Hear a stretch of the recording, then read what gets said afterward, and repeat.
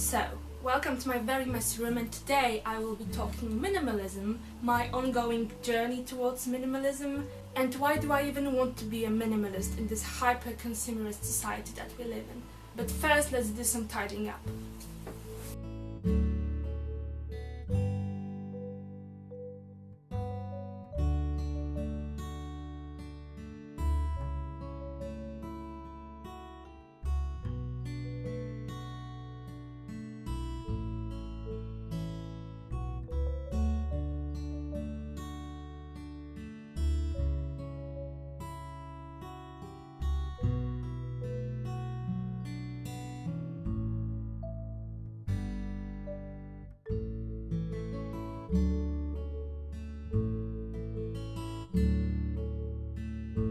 These are actually medical books that I've sold online, so I'm just gonna take the...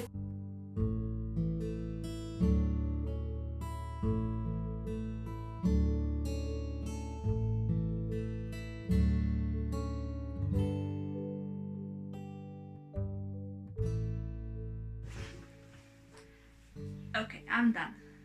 So I have to preface my ramblings about minimalism by saying, yes, I know that the room you've just seen does not look minimalistic at the slightest. You know, I am aware of that, and I have some things to say in my defense. For example, I have quite limited storage space. It is quite a small flat, and I have quite a big family. The space that you've seen in the recording before, that's the majority of my storage space. I have to keep essentially everything here. That explains the suitcase, the big ugly box with bed sheets. And you know, it is what it is.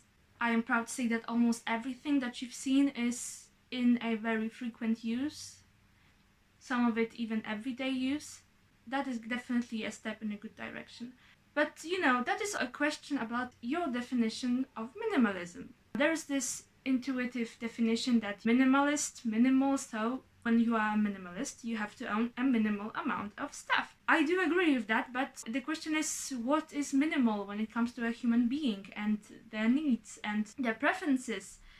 Is being a minimalist having so little stuff that you can only survive and not be happy? Or is being a minimalist having a small amount of stuff, but you are still happy and you feel okay with the stuff? You don't feel the need to have anything else.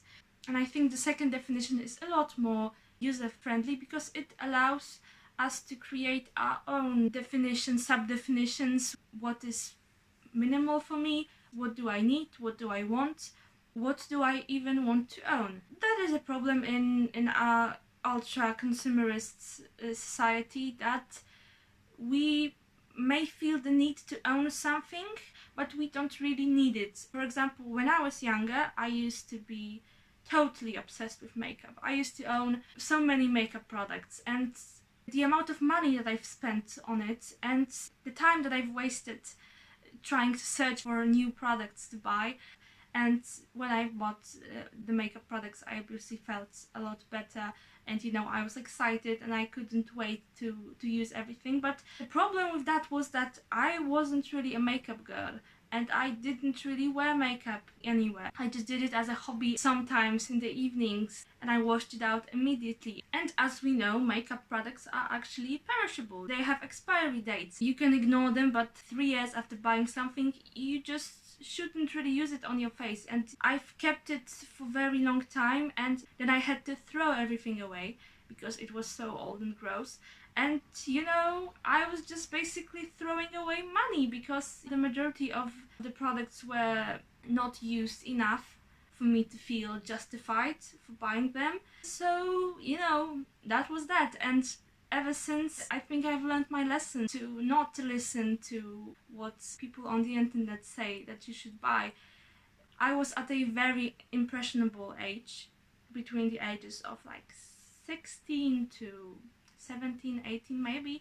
I wish I had the knowledge that I had now to just not buy and be free to think about what I actually want to own. Nowadays I have this even anxiety before I buy something. No, anxiety would be an exaggeration. I'm not the biggest fan of buying stuff, let me just say that. And I'm not the biggest fan of receiving anything. Gifts can be a tough subject because, someone might feel the need to give you something, but you know that you won't use it. And before your minimalist days, you would just put it in your chest of drawers and forget about it. But now, when I try to be aware of everything that I own and to use everything, that is just a burden for me. And that's why I told all of my friends and family to not give me presents except for maybe money. And I strongly recommend that if you struggle a lot with presents and gifts that you don't use and you feel bad about it and you want to become more minimalistic in your life. But of course that comes at a social price, because some people might feel a bit offended by that you don't want to receive gifts from them. That is also a pity, how the entire holidays, for example Christmas, has just become like this consumerist creations that mostly orbit around buying stuff and having and buying, buy more every year, buy more stuff. And little kids nowadays think that Christmas is the best because they get a lot of presents. And I understand them, because I also was this kind of a kid. It has become a little bit unreasonable, I think. A desire to give someone else a present has become more important than if I actually need a present and if I actually want the present.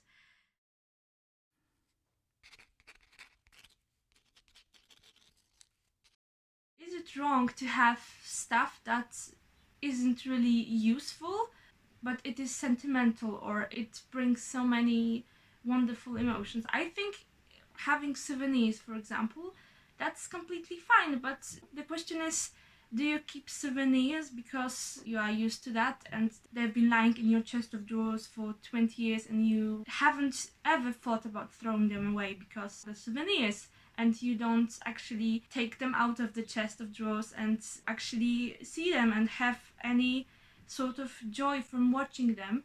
Then is it really sentimental for you, or is it just taking up the space? For example, when I was a little girl, I used to have a lot of little souvenirs. I used to love having a lot of stuff, and I actually had a lot. I had my storage space and I filled it to the brim with the stuff that I wanted to have because I thought they were nice and I liked them. But ever since I've turned like maybe 11, 12, I've started to do declutters. I've grown older and some stuff just didn't do it for me anymore. And actually every summer I used to go through all of my drawers and take all of the stuff out, and I would throw something away. In the first years of that, it was maybe one thing or two or maybe three. But then later, when I was 14, 15, it started being 1/3 or maybe even a half of everything I own. So I still have some souvenirs from those years because, I like them, I like to go through them, but I try to keep them as organized as possible so I can actually watch it and have joy from watching it. In my opinion, awareness of ideally everything that you own is extremely important if you want to live a minimalistic life. And I know that it might be very difficult if you've never done it before. And if you, for example, if you are 60 years old and for the last 40 years of earning money, you've had this habit of buying new stuff all the time, I think it is a safe assumption that the majority of people likes buying stuff, and we get happy when we buy stuff, and we get this rush of emotions when we get to play with something new as little children, exactly like little children. Fighting with this habit of buying new stuff is as difficult as fighting with any other habit. But I think that unless you absolutely use everything that you've bought, and is it really possible to use everything that you've bought for so many years and without doing any declutters? And if you need a lot of stuff for your daily life, for example, I've brought you here to my parents' room. As you can see, there is a lot of books, and there's also a lot of books off camera. If you are a literature teacher and you need these books for your work, then it's absolutely fine. But I think it can easily get out of hand, especially if you have a little bit of a hoarding personality. And please don't get offended by this description. I used to have this kind of a personality myself, and I still have this sort of personality.